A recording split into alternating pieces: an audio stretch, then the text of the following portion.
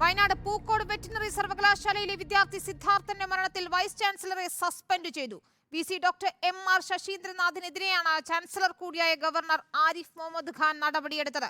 Judicial അന്വേഷണം ആവശ്യപ്പെട്ട് ഹൈക്കോടതിക്ക് കത്ത് നൽകിയെന്നും ഹൈക്കോടതി മറുപടിയുടെ അടിസ്ഥാനത്തിൽ കമ്മിറ്റിയെ നിയോഗിക്കുമെന്നും ഗവർണർ പറഞ്ഞു. It was at least after this boy lost his life, it was the duty of the university to report the matter to the chancellor. Even that, they did it.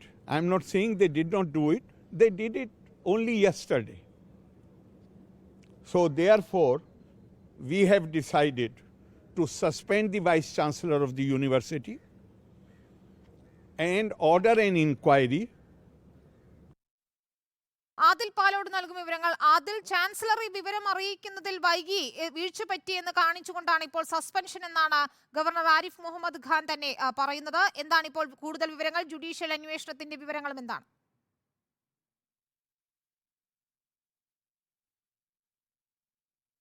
Vice ചാൻസലറെ suspend ചെയ്തുകൊണ്ടുള്ള രാജ്ഭവൻ പുറത്തിറക്കിയ ഉത്തരവിൽ തന്നെ എന്തൊക്കെ വീഴ്ചകളാണ് VCയുടെ ഭാഗത്തു നിന്നും university അധികൃതരുടെ ഭാഗത്തു നിന്നും ഉണ്ടായതെന്ന് കൃത്യമായി പറയുന്നുണ്ട്.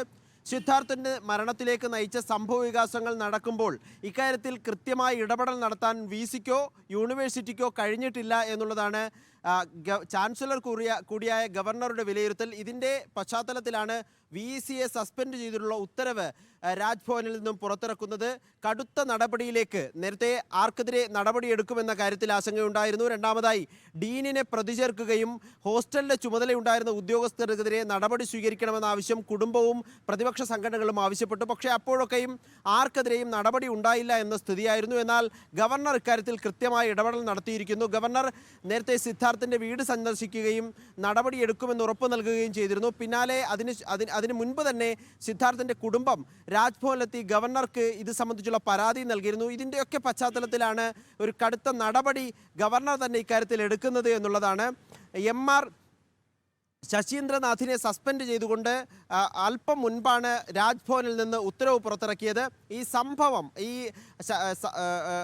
സിദ്ധാർത്ഥിൻ്റെ മരണവുമായി ബന്ധപ്പെട്ടുള്ള സംഭവത്തിൽ ഒരു ഇടപെടൽ നടത്താൻ അതിൽ VC പരാജയപ്പെട്ടു എന്നുള്ളതാണ് ഗവർണറുടെ ചാൻസലറുടെ കണ്ടെത്തൽ. അതിൻ പ്രകാരമാണ് VCയെ സസ്പെൻഡ് ചെയ്തുകൊണ്ടുള്ള ഉത്തരവ് പുറത്തിറക്കിയത്. ഇതിൽ പ്രധാനം ജുഡീഷ്യൽ അന്വേഷണം വേണമെന്ന ആവശ്യം പല കോണുകളിൽ നിന്ന് ഉയർന്നിരുന്നു. ഗവർണർ അതിലൊരു ഒരു തീരുമാനമെടുത്തിരിക്കുന്നു എന്നുള്ളതാണ്.